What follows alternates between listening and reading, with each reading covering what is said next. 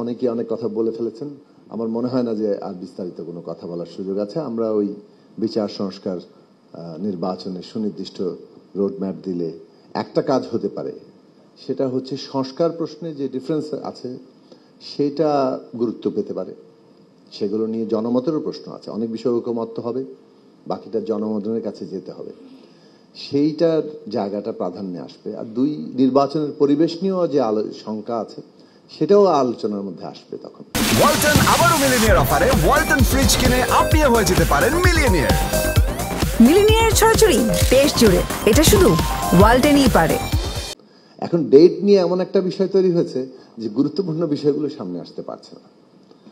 আর জুলাই শহীদদের রাষ্ট্রীয় মর্যাদা দেওয়ার যে প্রশ্ন, সেটা আসলে সেটারও একটা তারিখ আপনাদের ঠিক করা দরকার। সামনেই তো একটা তো মানে এইটা দীর্ঘকাল হচ্ছে না, সেই জায়গায় আপনারা নিশ্চয়ই একটা টার্গেট দেবেন।